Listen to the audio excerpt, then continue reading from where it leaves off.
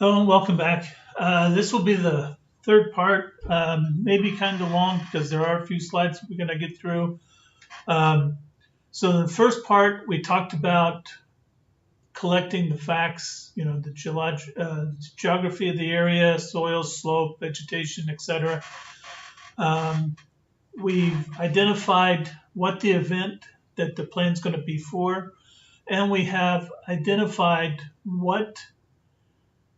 um, what the trigger will be to actually activate the plan, whether it's they issue a tornado warning for a tornado plan, or they issue a flood warning for a flood plan. Um, if some kind of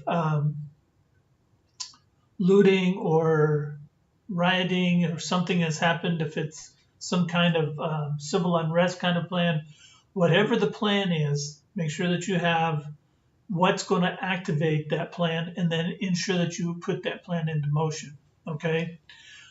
In part two, we discussed some of the geospatial resources that are available for making the plan. So I kind of went through quickly. Hopefully, it wasn't too confusing. It is hard to teach all that in 10 minutes because it's not basically one of those 10-minute kinds of skills. It's a skill that takes some degree of persistence in order to identify and to put that all together. So now what we're going to do is we're going to basically bring all this together. So if you want to think of it like cooking, I've been doing a lot of cooking here lately. I enjoy cooking.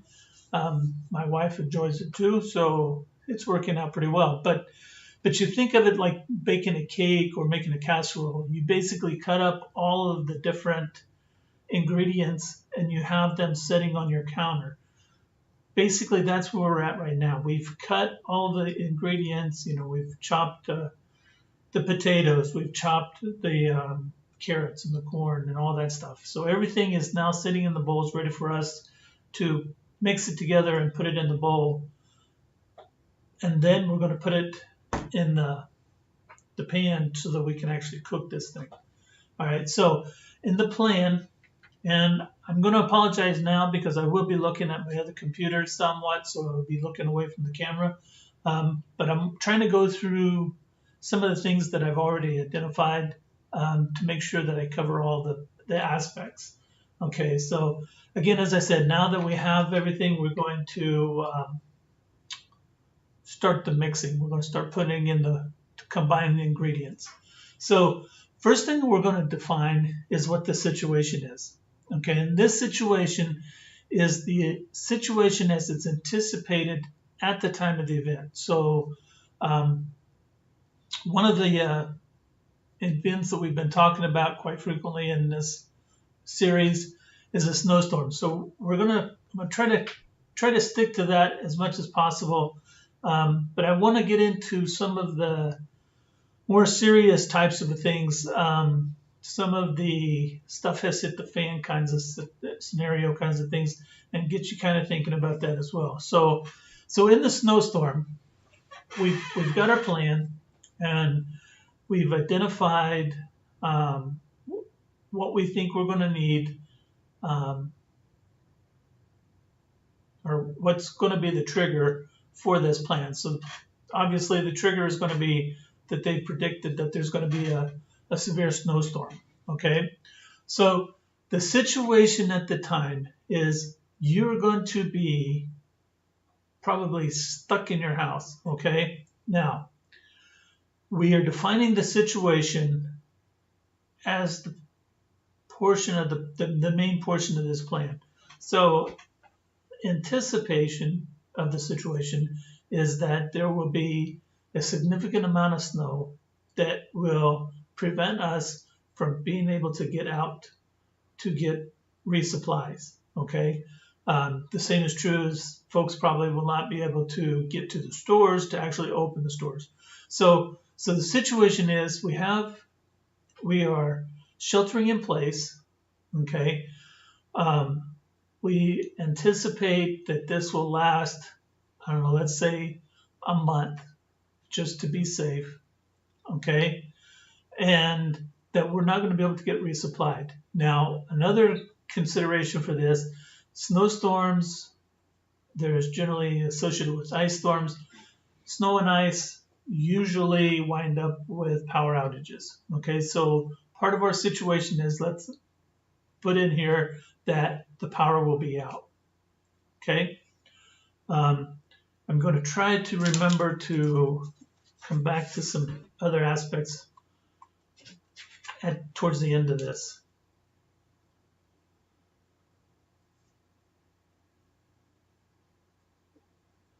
All right, so basically this is what we call a situation template. This is basically what the situation looks like at the time of the event. We want to be as specific as possible in here, and that's why I kind of labeled off those. Now, there's a lot more things that could potentially be going on, okay? The other thing that we want to consider is, what is the likelihood of this? Now, depending on where you live, the snowstorm may not be the situation that you're planning for, but you need to evaluate whatever it is that this plan is for and what's the likelihood. Now, for example, in the state of Kentucky and in Somerset, Pulaski County specifically, its tornado index is 74, which is higher than the United States average, and it's also one of the highest in the state of Kentucky. So the likelihood of a tornado being here is fairly high. Now, USA.com, I believe it is a website that you can go to, and it talks about different natural disaster events, and it gives you an index as to what the likelihood, based on the national average, based on the state average by county. So that's one of the places that you can go to. Now, some events are probably not going to be covered. That's something that you're just going to have to kind of figure out on your own, or you can contact us and we can help you to figure it out, okay? The other thing that you want as part of this situation is, what's the weather? So especially since this is a weather-based event, if the event is not weather-based, then you still want to know what's going on, because that may drive some other things. And I can't get into all of this stuff because I'm going to try to keep this for under an hour, and I'm pretty sure that it's not. So I can't get into a lot of detail. I mean, this is a class that typically takes a couple hours just to put out. So we've got the situation, we've got the conditions that we expect, we have the event itself, and we also have the trigger, and now we have the weather that's going to impact it. Now, one of the other things that we want to think about is, where do we think that we will be at the time this event occurs? Okay, now going back again to our snowstorm, the snowstorm situation, typically if it's going to be bad, folks tend to stay home. So odds are you may already be home. But a contingency could be is you're at work, or you are out on a vacation, or you're visiting somebody, okay? If that is the case, then you need to define how you're going to get back from that location back home so that you can get to your bug-in place, your shelter-in-place place, okay? One of the other things that you want to consider, and this is specific, especially true with stuff hit the fan kind of scenarios.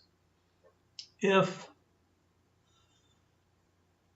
there's going to be civil unrest, or the potential for civil unrest, then you need to make sure that you can find ways to get back to your place of shelter safely, okay?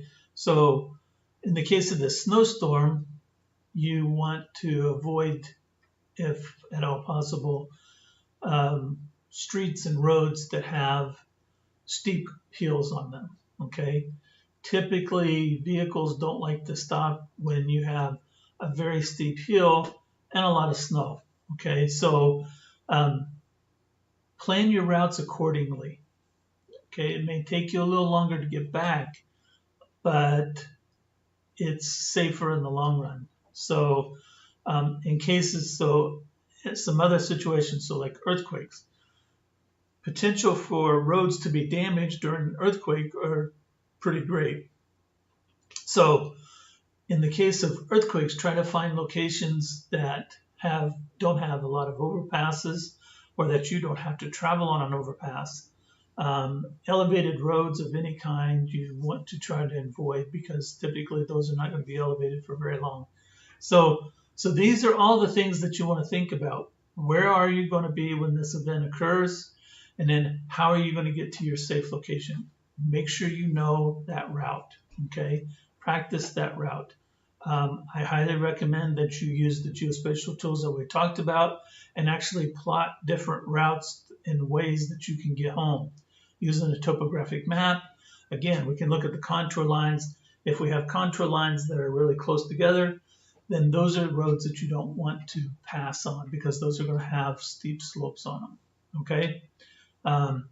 So a map is really handy, especially if you're not familiar with the area between where you are going to be and where you're going to take shelter, okay? The other thing that you want to think about are potential rendezvous places, or what in the Army we call rally points. So, for example, if something happens and you are unable to get past a certain location, or it becomes too dangerous to travel, find a spot that you can safely hold up until the event has passed. In the case of the snowstorm, until the snow has actually stopped and they've started maybe clearing some of the roads and stuff, okay? It could be like, if you have a bad thunderstorm or hurricane or something, a lot of the roads may be damaged so that you may not be able to get through. In some cases, civil unrest may have engaged, and if it has, then you don't want to pass through certain neighborhoods, especially like places in California and Virginia and some other ones where there's a lot of gang activity, okay? Because you don't want something to happen, your car break down, you get stuck or whatever, in an area where there's going to potentially be hazards to your health, okay? That's part of that situational awareness thing, being aware of what's going on around you, but being aware to the point that you can avoid that particular locations. Okay, so now we're going to start talking about capabilities and resources, okay? This is where you're going to make a list of the resources that you have. So in this case, first off, we need to identify. So we've identified that we need 2 months worth of food. So basically, write out what 2 months worth of food looks like, okay? This food should be food that you would normally eat. It's not like, you don't want to go, if you do not eat dehydrated or freeze-dried food on a daily basis, or at least periodically, you don't want all of your supplies to be dehydrated food and freeze-dried food, okay? Because that'll be a shock to your system, and your system's already being shocked just because of the event itself, okay? So whatever that food is. Now, longer-term food for longer-term situations, freeze-dried is good. Canned food, home canned food, all of this, fresh fruits, vegetables, meat, all of that stuff. Now, in the case of this snowstorm, one of the benefits of a snowstorm, if you want to call it a benefit, is the fact that it is typically cold when you have a snowstorm. So even if the power goes out, you can take your food, put it into coolers, and then stick it outside, whether it's on your balcony if you're in an apartment, whether it's just out in the garage if it's an unheated garage, or you can put it out in the snow and pack snow around it and help keep it cool. So that's one of the things that you can do. with the snowstorm. Now, if it's, a summer time, then all bets are off. It's a whole different can of worms. But make a list of all the food that you need. Okay. Then make a list of the food that you actually have on hand. Okay. So basically, you're going to do an inventory of everything in your refrigerator, your pantry, your freezer, your cellar, wherever you keep your food and store the food. Okay. Then once you have these two lists, you compare the two lists. So buy then the things that you say you need for this 2 months worth of supply that you don't already have in your pantry. That's the list that you do, or that's the list that you need to work on. Once you have that, prioritize the items, okay? Some people may prioritize a trail mix because trail mix is something that you can snack on. It's high in protein. It's also a good source of some vitamins. I recommend that you get stuff that's organic or that you've actually grown yourself. But, this is the chance to get ahead of the game, okay, where you don't have to play catch up later. And, not everybody's going to be able to afford, top of the line kinds of food. And that's fine. Okay. In this particular situation, again, we are looking at a 2-month period. In 2 months, it's not going to kill you. Okay. If you're looking at more long term, or if you're looking at, hey, stuff has hit the fan kind of scenario, the end of the world as we know it kind of a scenario, one of the things that you're going to have to be able to do is reproduce your own food, okay, or produce your own food. So that means you don't need seeds. Now, those seeds, I highly recommend that you get heirloom seeds, okay? Now, this is not for the snowstorm. This is for a situation in which that civilized veneer that, if you've heard more than one of my videos, you've heard me say a time or two, but this is for situations in which things are not going to come back to normal. So like, for example, 6-month grid down. 6-month grid down, unless you have, a year's worth of food for everybody in your family, you're going to have to create your own food. And if it's 6 months grid down, it may be a lot longer than 6 months before that power systems come back and everything comes back to normal, where you can actually go to the store and buy resupply stuff. So you're going to have to probably grow some of your own crops, okay?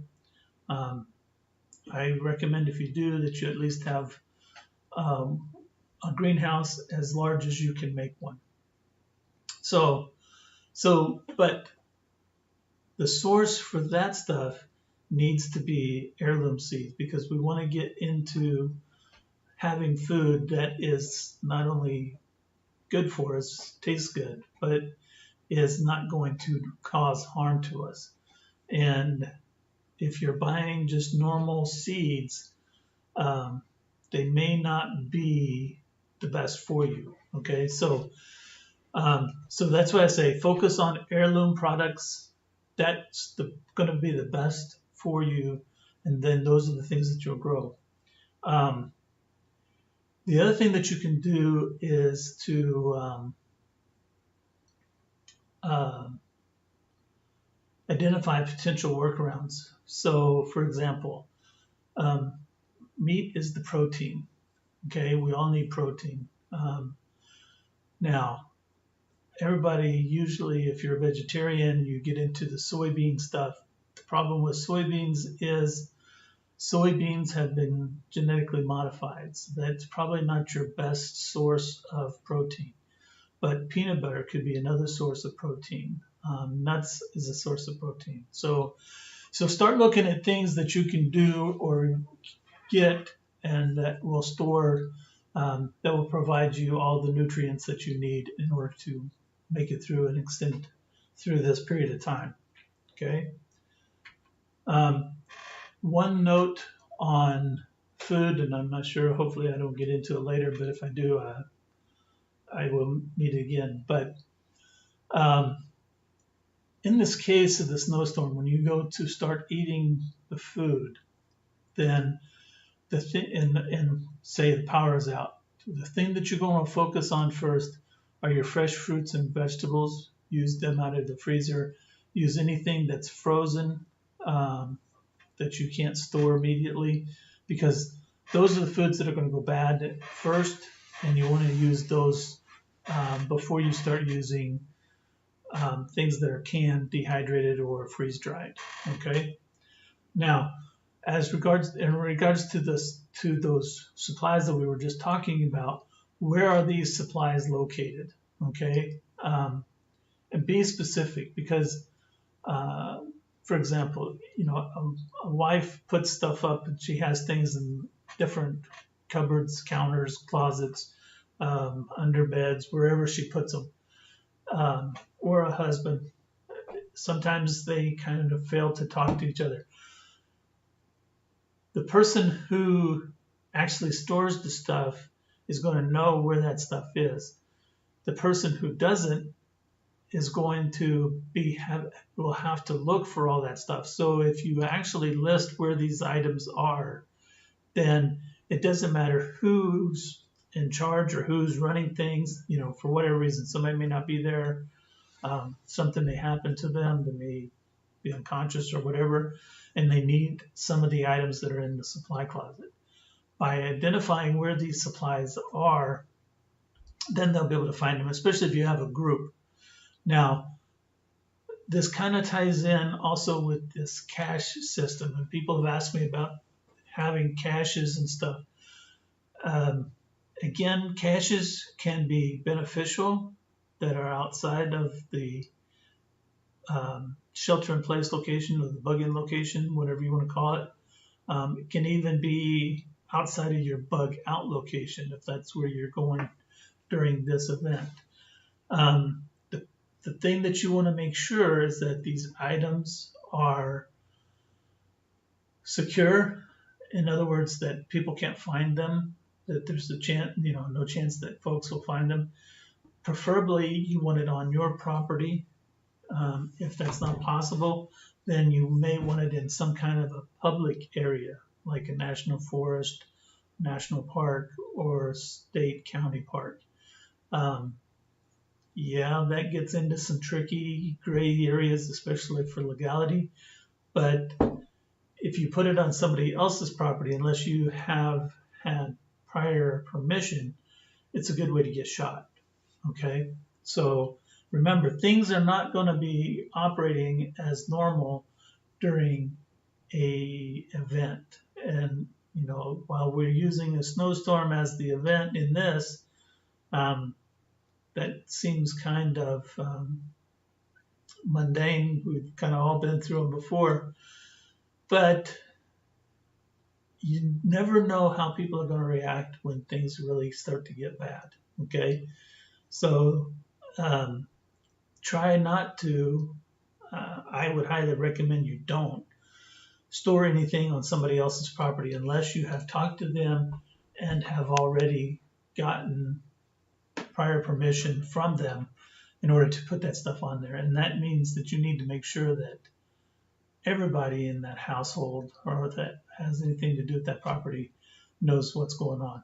For example, if you've got a family, husband and a wife, and they have adult grown kids that live out of town, out of city, out of state, whatever, and they come back and the parents have been evacuated, left, passed away, whatever, they need to know that you have permission already from their parents to get on there, because they may change their mind and say, sorry, you can't come on, and then where will you be? Okay, so just make sure that you have permission, that you put it in a place that can't be found, and that things are going to be you're going to be able to access those things after the event has occurred. Okay, so we've done the sources. the supply. That includes the water, all that. Now, we're going to talk about skills. What skills are you going to need to survive this situation and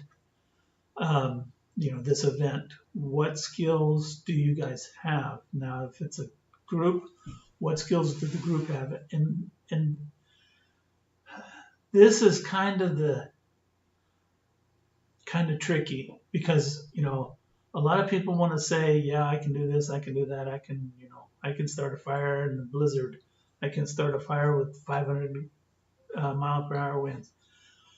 Yeah, okay, but make sure that they can really do, or that you can really do. So you don't want to. You have to be brutally honest here. If there is a skill that you have, great. If there's a skill that you're kind of mediocre in, that's also fine. Okay, but don't claim a skill, whoever it is, that you cannot do. Okay, or that you haven't actually done, because that's something that needs to be identified now, because in the next step we're going to talk about these.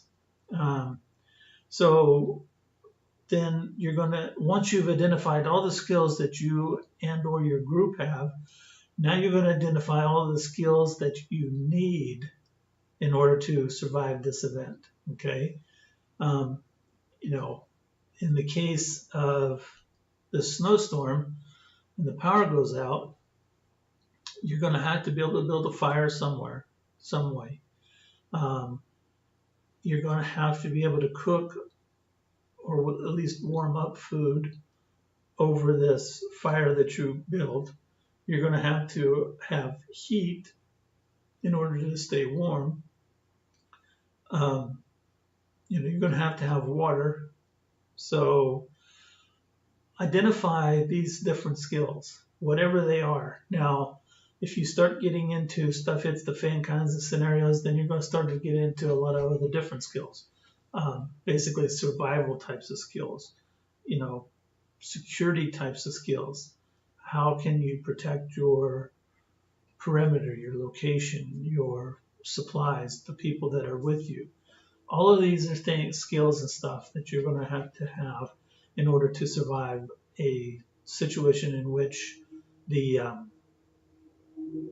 civil veneer, or the civilized veneer, has been peeled away. Okay, so again, just as we did with the supplies, now we're going to compare the two lists. What skills do we have? What skills do we need? What skills do we need to work on? And this is where that mediocre. So I can start a fire, but I need to have a match or lighter. Okay, that's great. You can start a fire, and as long as you have a match or lighter, you're okay. But what happens if you don't?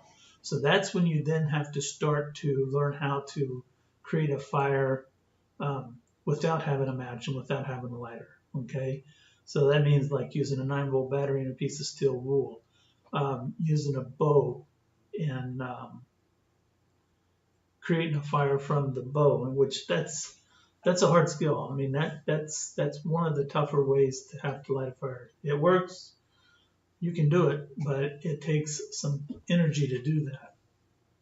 Okay, and then you want to list the skills that you need to work on.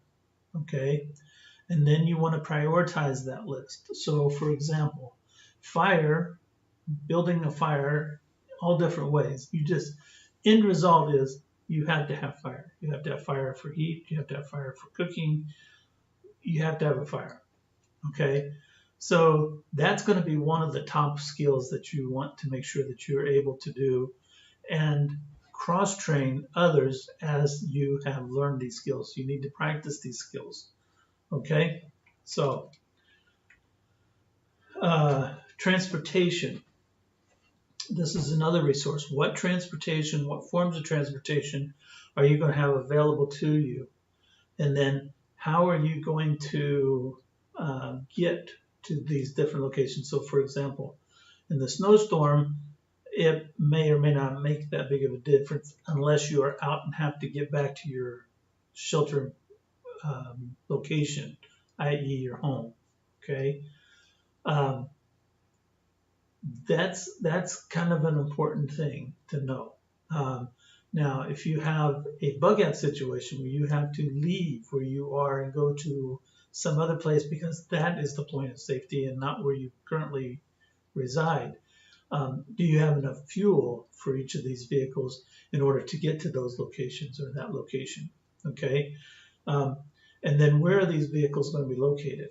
Are they at work? Are they at home? Are they, in the barn down on the property somewhere? Whatever it is, wherever they are, these all need to be identified. Okay. You also need to identify um, different routes from a shelter in place, i.e. your home, to a bug out location. And you need to have more than one, okay? Because you never know what's going to happen. You may have to change. People coming from different locations, say like you have family members, they all know to come to your location. If there is only one way to get to that location, then there's a chance that they may not be able to make it or that you may not be able to make it to a certain location. So you need to have places where people can link up and then continue on with the mission to get to wherever you need to go. Okay. So what types of vehicles? Do you have enough fuel? Make sure you put the fuel additive like Sta-Bil or something in it so that the fuel doesn't go bad on you. And then where are they located? Okay. Medical. Medical, so first off, we want to make sure that we have adequate medical supplies, bandages, ointments, antiseptics, and stuff. I recommend that you do the natural remedies first, but in the interest of like getting from point A to point B, you may just have to patch somebody up or whatever. You may just, somebody gets a small burn or something on the way there. They touch a muffler or whatever. Have stuff that will work then, but you want to focus a lot of your effort on natural remedies and natural methods of treating diseases and combating infections and wounds. Okay. Especially if you're in a situation or you anticipate a situation where there's going to be that civilized veneer is peeled off and you're not going to be able to get resupplied. You're not going to get other outside medical assistance. Okay. I recommend that everybody take a CPR course and first aid skills. That's all part of these skills that you need to make sure that you identify. Okay, so now when it comes to medical, what actions we take if a medical emergency occurs? Okay, who in the group is going to be your doctor or your medic? Okay, and then some of the questions that you want to ask: are there going to be medical facilities available? Okay, in certain situations, for example, this snowstorm, the chances of being able to get to a medical facility is going to be kind of slim. In the case of stuff has hit the fan, the end of the world as we know it, medical supply or medical facilities probably will not exist, or they will be so overwhelmed that you might as well not even show up there. But you want to identify where they are and if they're going to be safe. Odds are, if it's other than a short duration type of natural disaster, odds are that the facilities will not be safe and they will not be anywhere near where you can get to, where they will be so overwhelmed that you won't be able to get treatment there anyway. What medical supplies are available, both at the medical facility and at your location? Now, your best bet is to have the medical facilities on site or the medical supplies on site, and that you have people who are able to utilize those different supplies in order to, patch, cure disease, what have you. Okay. Um, and the other part, along with the medical, is the dental. And I know a lot of folks kind of don't like to think about that. I'm not exactly a fan of a dentist, but a dental injury, whether it's a broken tooth, abscess tooth, whatever, can lay low even the toughest individual. Okay, so you do need to make sure that you have some kind of a dental capability wherever you're going to be at. Um, Personnel roster. You're going to want to make sure that you have a list of all the people that are in your group or that are part of your group, and make sure you take a head count when at various times to ensure that everybody is present. Okay, and that continues even after the event occurs, because people will be going out to get like firewood or to get water or to do whatever. In the case of stuff has hit the fan, you're going to have people on guard duty out there. So you're going to want to make sure that you know where everybody is in order to make sure that they are safe. Okay.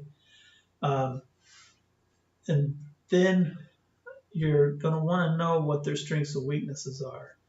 You know, not everybody is going to be a trigger puller in the case of a stuff has hit the fan scenario. You know, not everybody can take the life of another human. That's not something that you want to do.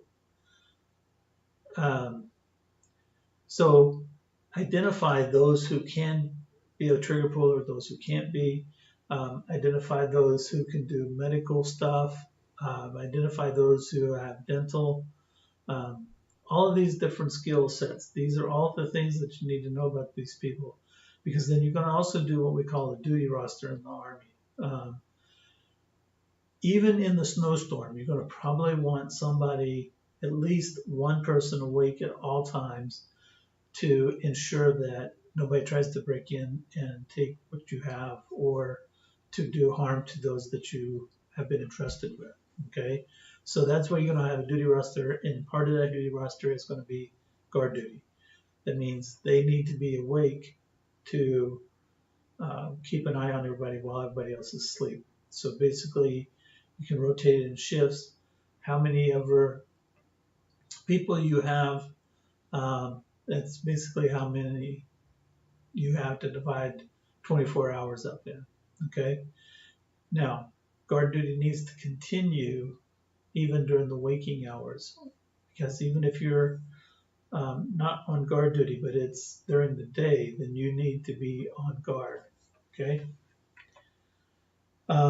So then basically you're going to think about what actions that you're going to take before, during, and after the event. Okay, so some of the actions that we've talked about already before the event is we're going to do an inventory of the supplies that we have. We're going to identify a list of supplies that we need,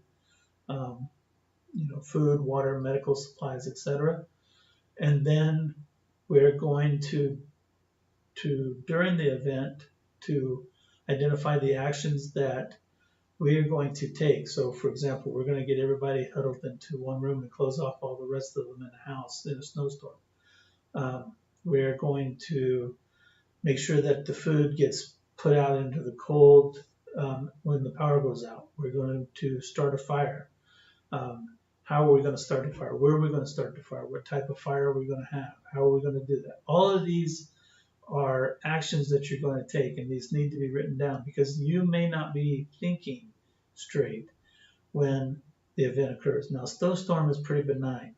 It's not exactly something people get excited about for the most part.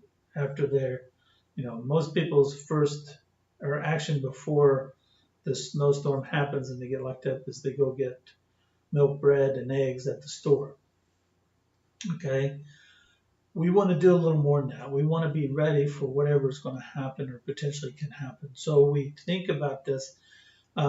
Some other things, and we've kind of talked about this in some other events, but like say, for example, for some of the things that you may want to do is to secure your water heater to the studs in the wall, so that if there's like an earthquake or a tornado or some other kind of strong windstorm, the water heater doesn't get knocked over, and um, especially if it's a gas or electric, we don't create a fire. Okay, so other big furniture, we want to make sure that we have it secured to the wall. Large bookcases, wardrobes, trunks, whatever. All of these things, these are actions that we can take before the event occurs so that everything is kind of ready in case something does happen. Okay.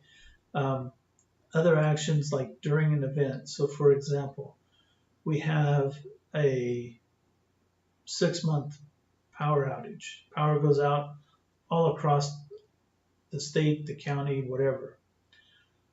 If you are somewhere else, your first action is to going to get back to your secure location, your shelter, your home. Okay, so all of these are actions that need to be identified during the event. Now, after the event, things that you can think about. What are we going to do after the event? As we just talked about, in this case of the snowstorm, we're all going to huddle in one room. We're going to build pallets on the floor. You can make this fun for kids that are younger so that they don't get scared.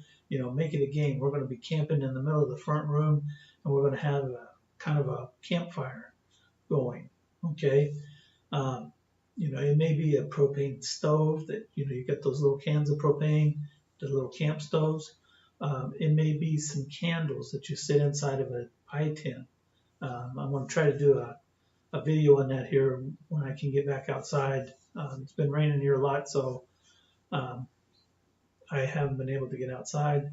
But whatever it is, however it is, and that needs to be identified, and you need to have alternates. So in the case of like the camp stove, I've got X number of cans of propane gas, or I've got a big can of propane gas. It's going to last X number of hours. So after that, then I'm going to start to use my candles. After that, I'm going to start to I'll have to build something and go collect firewood and build something outside. Okay. Because like I said, right now I live in an apartment. So you're going to have to identify all of these different things and how that you're going to work these through. Okay. The more effort that you put into this, the less confusing and less stressful it's going to be during the event itself. Okay. There's a saying that the more that you sweat in training, the less blood you'll bleed in war. Okay. And basically, you can think of it as a war because you are battling the elements for survival. Because if you don't do anything, especially in a snowstorm and the power goes out and there's no heat and there's no way to cook food, you're either going to starve to death or freeze to death.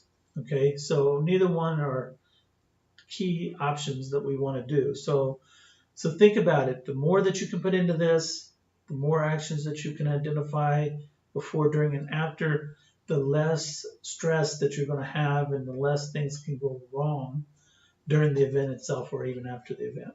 Now, the other thing that you have to consider is, are you going to stay there or are you going to bug out? And if you're going to bug out, where are you going to bug out to?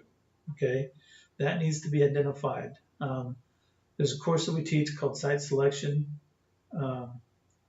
which we essentially gather the same types of information that we talked about in our fact gathering, but we do it basically, we can do it anywhere worldwide.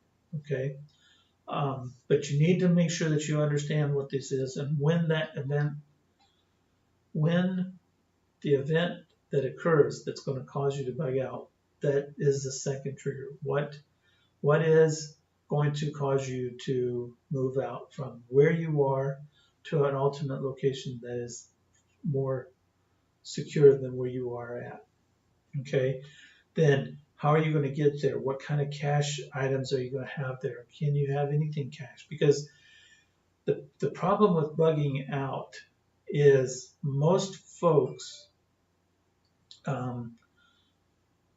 all of their supplies are in their home. And if they have to bug out to an alternate location, depending on how many supplies that you have and the vehicle that you have, you may not be able to pack it all, and you may not have time to get it all. Okay, so a lot of stuff may have to be left behind, and if it's left behind, it's not going to do you any good with your new location. So you need to have supplies that are there, or you need to take as many as you can with you.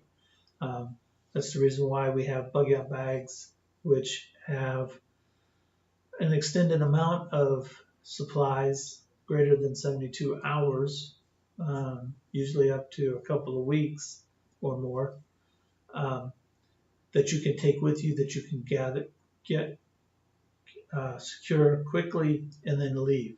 Okay. Now, something that I want to talk about real quick: supplies that when something happens and you start to get into your supplies, the last supplies that you want to use are those that are in your bug-out bag. So you want to use the other ones that you have in the pantry, etc., and not those that are in the bug-out bag. If it comes down to it, then you need them, then you need them. But that's not the place that you should go to first. Okay. The other thing that you want to know is who's basically on your side. Who's the friendly forces there? And that's the people that are going to be with you. It may be neighbors that you have talked to and that they're on board with what you're doing, and they said, yeah, that sounds like a great idea. Let's do that. Who's going to be able to help you? And, do you have neighbors on all fours, all around you that can help you? Or do you have some neighbors that are not quite as friendly, as open? Or are they some of those preppers whose idea of prepping is to buy guns and ammo and they're just going to take what they want? That's some of the things that you need to kind of know so that you can prepare for that kinds of stuff. If something happens, can you move from where you are to another neighbor's location and they will help you, or you guys can work together? It just depends on the situation. It depends on the folks that are around you. Unless you're rich and you can buy, like a whole country, there's probably going to be somebody that is not friendly that you're not going to be able to depend on. Okay. And that's part of that strengths and weaknesses. Who can I count on? Who can I rely on to be able to carry out and do what I've asked them to do? So the other thing, and this kind of touches on what I was just saying, what are the potential threats enemy-wise around you? Are there a lot of gangs, mobs, terrorists? In the case of like down in Texas and along the Mexican border, people coming across the border, trafficking in people and drugs and stuff. All of these are things that you need to be thinking about and be cautious about. And that's when you create that security plan, that's what you need to take into consideration. Okay. What are their resources? Now, I know that most probably gangs and mafia kinds of folks, terrorists, may have access to weapon systems that we don't have access to because, again, a criminal is a criminal. And a criminal already, the civilized veneer is already peeled back for them because if it wasn't, they would not be a criminal. So they would not be doing the things that they're doing. Okay. What are their resources? What are they going to do when and if something happens? Okay. And are you going to be able to overcome the resources that they have, or how can you overcome the resources that they have? Can you put in booby traps? Can you put in obstacles to prevent them to being able to get to your location? All of these things are part of that security plan, but it's also part of this plan. Okay. Right now, we're identifying all the different stuff. When we actually get into the security plan is actually focused specifically on the security of the perimeter in which you are. Now, whether that's the four walls of your home or the perimeter of your property, you're going to try to layer it so that you have security all the way back to your actual four walls. Okay.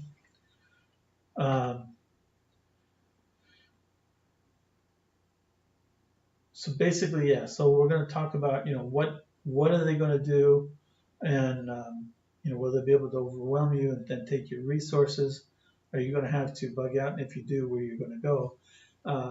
A lot of this is kind of discussed in my book, Return to Life, because that's some of the things that the group that's the good guys, if you will, the Golden Eagles, they have to overcome some of these things. Now they secure resources, obviously, that help them to do that and to be able to protect other people, but and that may not be possible in this case. Okay, but you would have to think about all these different things. What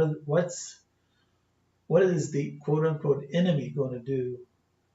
In the case of a snowstorm for 2 months, if it lasts 2 months, people towards the end of that 2 months are going to change, and people who start to run out of stuff are going to start looking for stuff.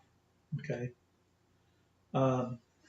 So basically, you're going to identify what the mission, what is it that you're doing? What is it that you're wanting to accomplish? And basically, for most of us, that is to take care of our loved ones, those that we care about, our little group. Okay. And again, detail is going to help you with this, because then once you start thinking of ideas of how that this taking care of people, what the mission is going to be, what you're going to be doing, has things, other contingencies may come out of this, okay? And then you'll have to start to make contingency plans. So everything may stay the same down to a certain point, but then something may change in the paradigm. And when it does, you may have to take a different route. You may have to execute a different plan. Your mission may be, something has happened and now we've got to get some kind of more advanced medical assistance in order to take care of something that's going on within the group. Okay, serious injury or something. The other mission that you're going to want to talk about is, if somebody is part of your group, but they're not actually in your group. For example, like, you have grown kids and they live in different states and they're going to get back to you when this event happens. How are they going to get there? Again, figure out the different routes and the ways. Locate areas in which they can rest, because, unless they're within a day's walk, somebody's going to have to be camping somewhere. Okay, so you're going to have to find a location in which they can rest up and then continue on. And if you have little kids, they can't, they're not going to be able to keep up as well as, an adult, and even some adults. So these are all things that you're going to have to think about. How do you link up? Where do you link up?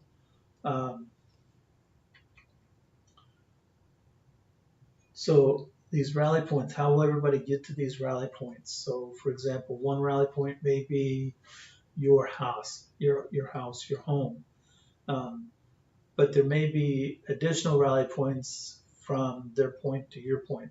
How will people get there? So, where if you have you have, say, 3 kids, and 2 of them live in one location or fairly near to each other, and another one lives in another location, how will the ones that are close together link up? Where will they link up? And then how will they proceed to get to you? Okay, so all of these are different facts that you want to think about.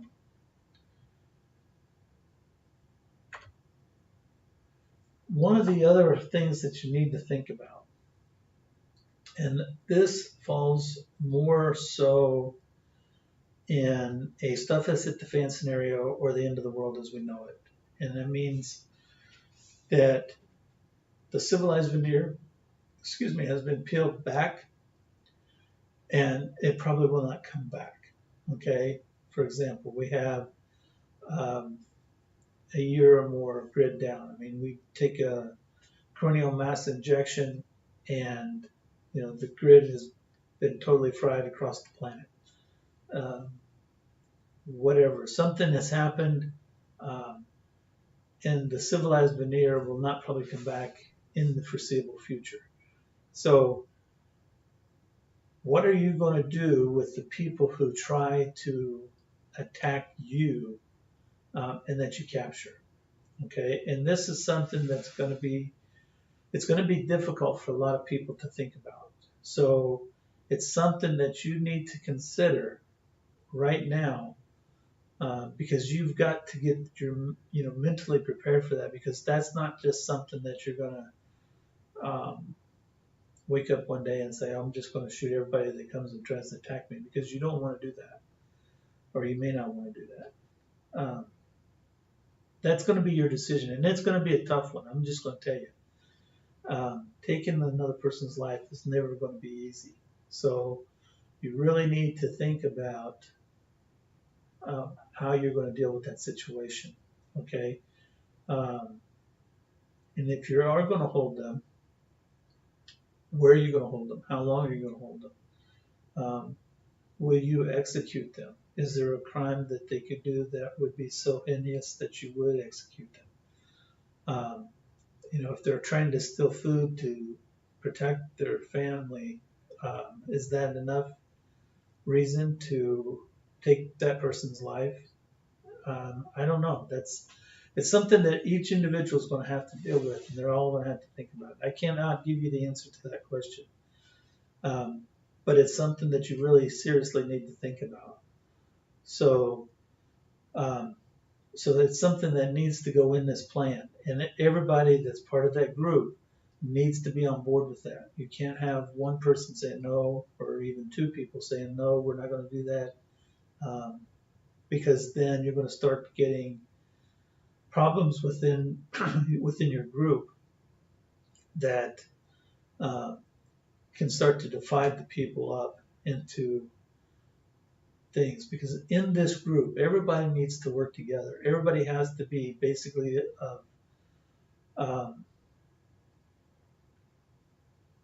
one belief. I won't say mine because that's not necessarily true, but everybody has to identify with what basically the rules are. In Return to Life, there were basically, I think, three. Everybody had to work at some job that they chose or that was needed. Everybody was part of the defense, whether or not they were an actual trigger puller or not. They could, resupply the folks that were trigger pullers that actually were shooting in case of attack. And there was basically no stealing.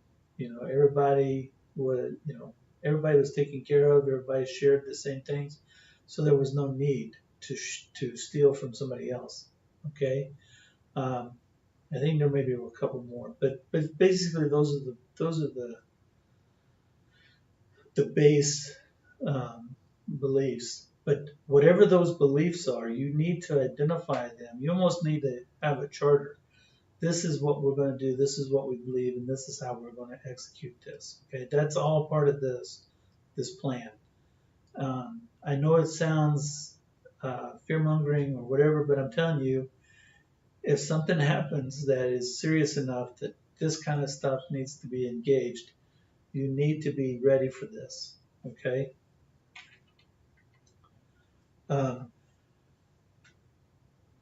You also, in identifying the beliefs of what your group believes in, you need to identify a command structure. Who's in charge, and then who are the subordinates to them. Basically, just like a military. Okay, and there's a reason why the military works well like this, and that's because of this command and control structure. So, It may be that the person who owns the property is the one in control. It may not be. It just depends. But the leader of this group needs to have um, a pretty strong fiber. They need to be able to not only be in command, but to take charge. And that means making decisions that are difficult decisions to make. And sometimes it's in the split of, in a split second, in the blink of an eye. You need to be able to decide, hey, you go do this, you go do that. All of these are things that have to be done. And being a commander is not the easiest job in the world. I know from past experience, but if you identify this leader and they are unable to lead, you're going to have problems because people are going to start to waver. They're going to start to break into little groups, as we were talking about just a second ago. So they need to have somebody who's in charge, who is going to be able to take charge, and that everybody's going to respect, okay, and respect what they do and what they say. This is something that needs to be identified before something happens, okay? You do not want to do this under stress in a situation that something is already happening, okay? Because you're not going to be thinking rationally, and the logic that you would use now, sitting, talking about it, discussing it, is not the logic that's going to come out once the event has already occurred, okay? Being able to communicate with other people is going to be critical. And in fact, a friend and I was just talking about this, Eve, how are they going to talk to their group?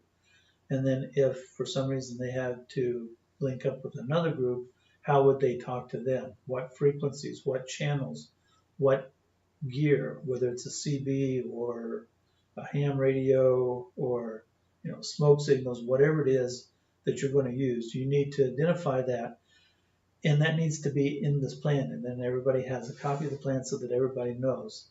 Now, one thing that I've talked about before, I'm not sure if we've addressed in this, I'm pretty sure I have because it's something I always probably talk about when it comes to plans.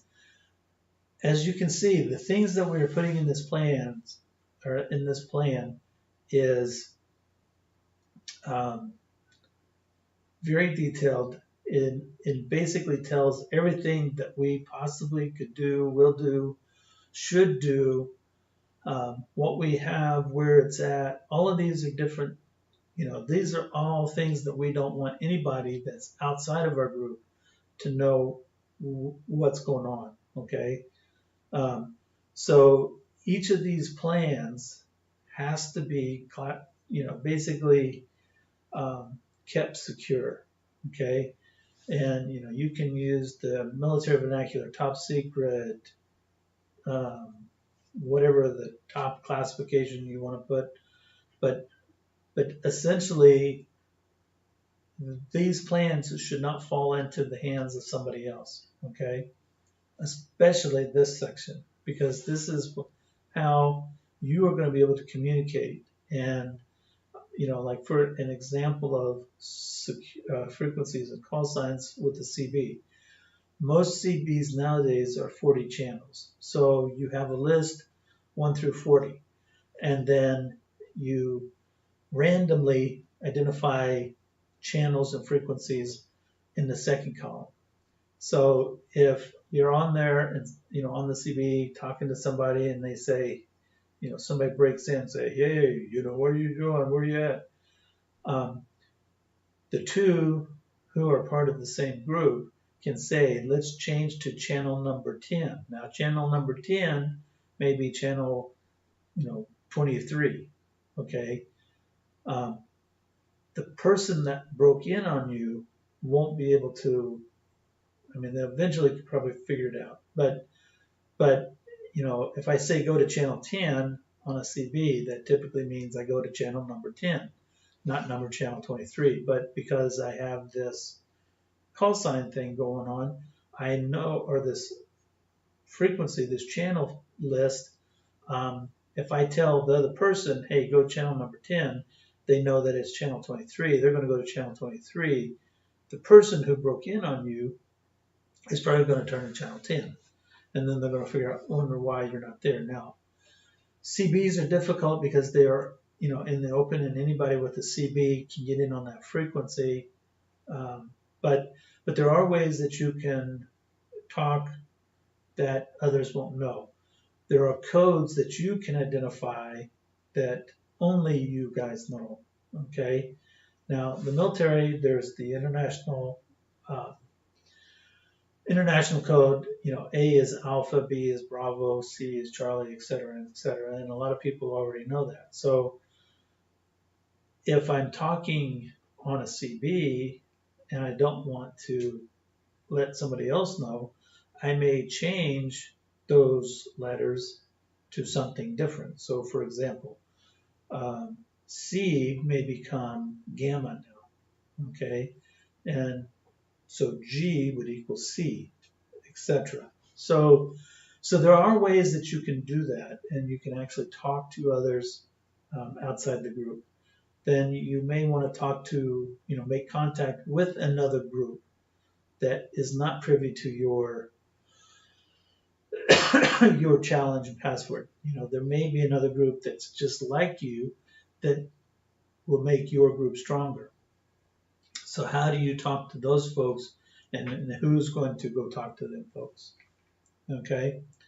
But signal is something that you need to think about. The other part that you need to think about is the challenge and password. So you have people going outside of your perimeter, hunting, fishing, gathering wood, whatever, and then they come back.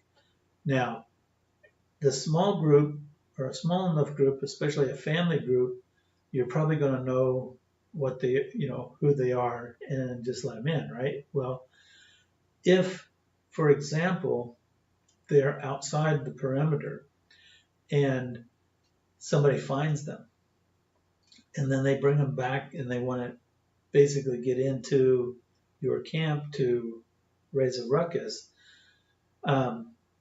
If you have a challenge and password, one of those is kind of a,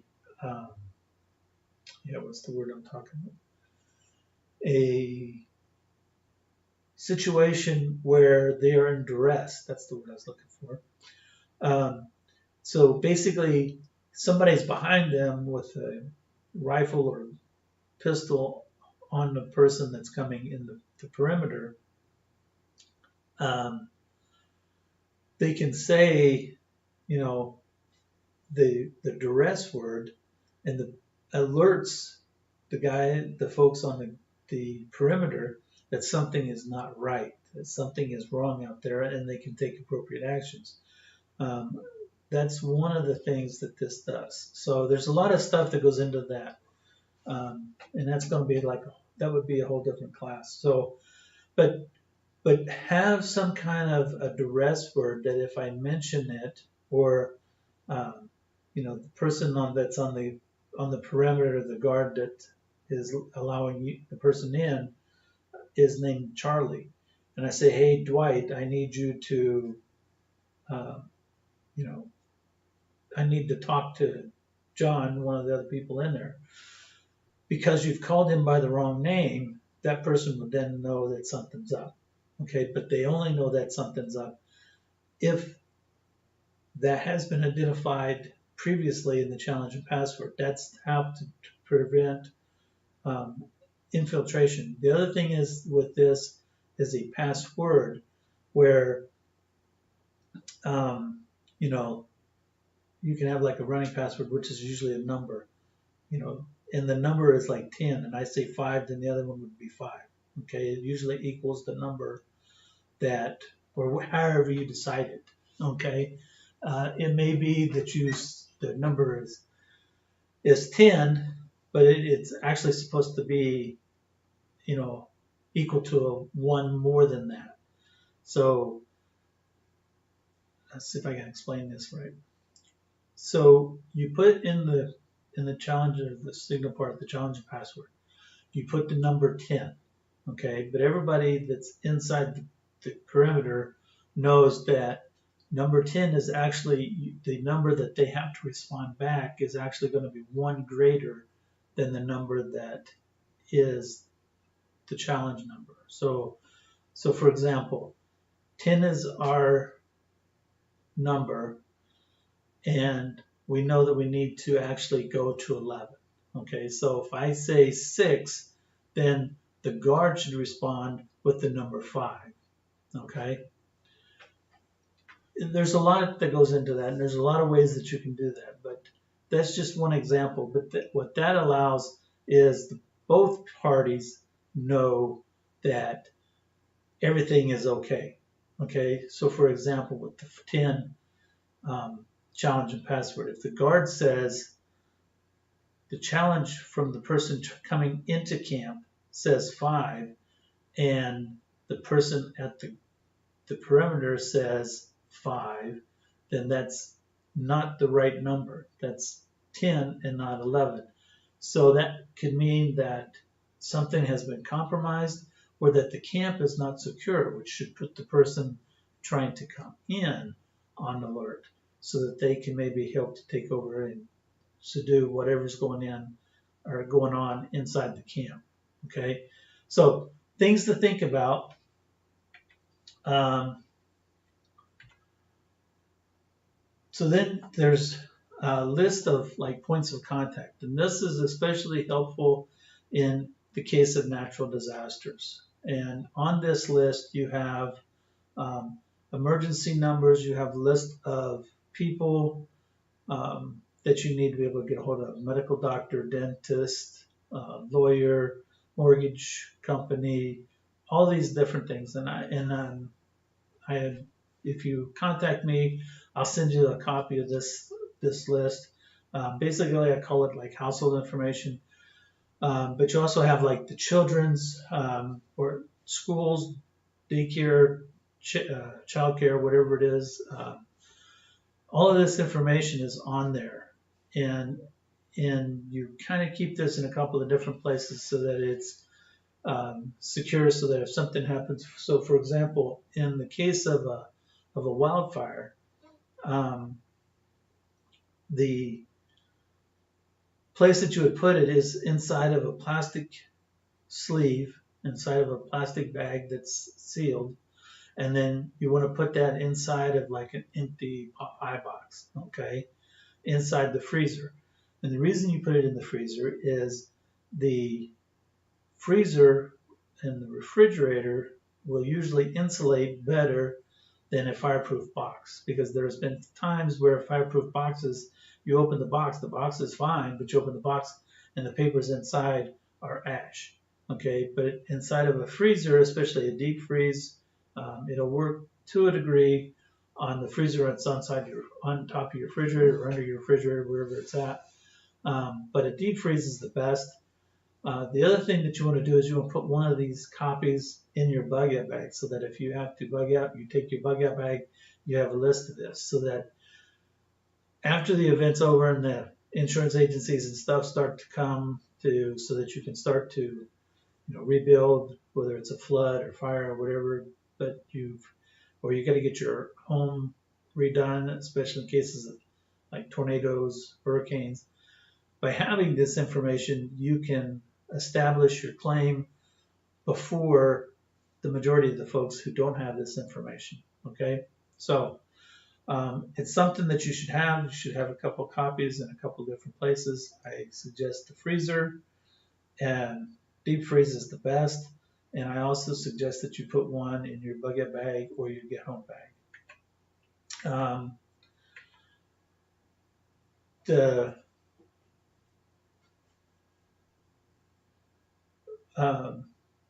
After you have your plan complete, then you should rehearse that plan and then evaluate what went right, what went wrong, what needs to be fixed. And then that's why I say that this is a living document. It's not something that you put together, stick it in the freezer, and pull it out only in case of emergency, because that's not what this document is for. It's meant to be rehearsed and practiced so that these actions that are before, during, and after the event become automatic. You do them. You can do these in your sleep. Okay.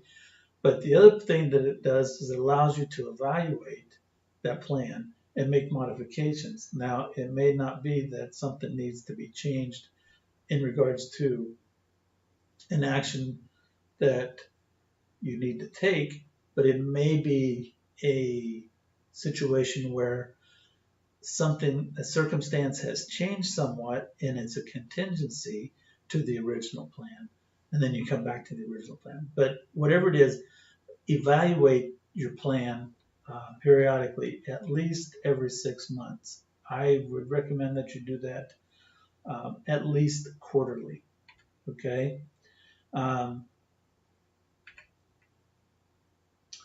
So, like some examples, like during the event, you're going to want to seek shelter because you want to survive.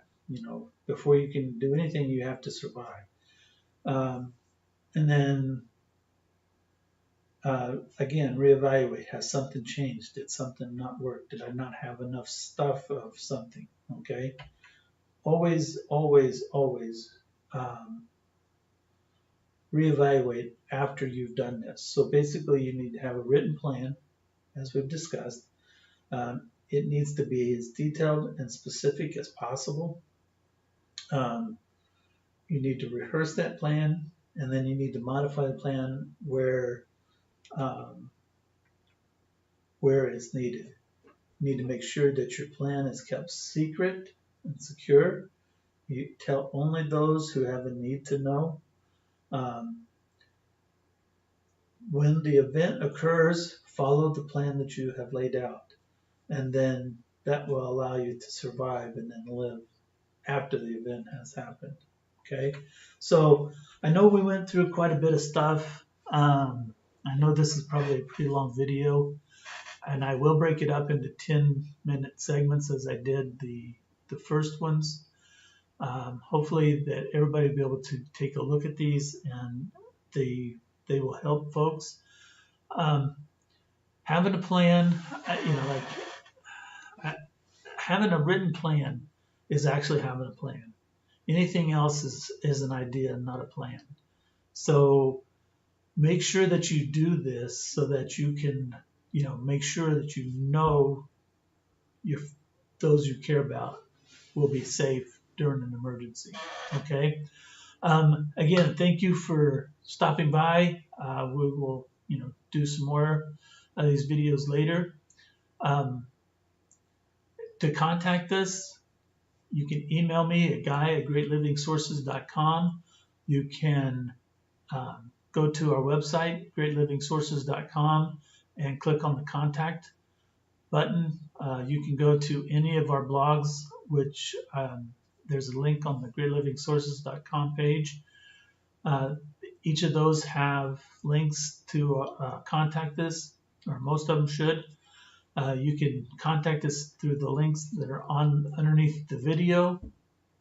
You can leave a comment on the YouTube channel itself, or you can contact us through Facebook, GeoSky, or Great Living Sources CO. However you're going to, or whatever you're going to do, you need to make sure you do it before the event occurs. And there's so much talk about different events on mainstream news, on alternative news, that there is something is coming. How bad it's going to be, I can only guess. My philosophy is to plan for the worst and pray for the best. It's been pretty much my motto for years now. So when you're doing the plan for the worst that could possibly happen during that plan. Okay? And if you do, and the worst comes, then you're ready. If you do and the worst doesn't come, then you're still ready. Okay? So it doesn't matter if the worst comes or not. Either way, you're still ready. If you plan for less than the worst, then the worst comes. It's a little harder to catch up than it is to be ahead of the game and need to have the, than it is to be ready and not have to worry about it. All right. So thank you for joining us. Look forward to talking to you again soon. Thank you. Bye.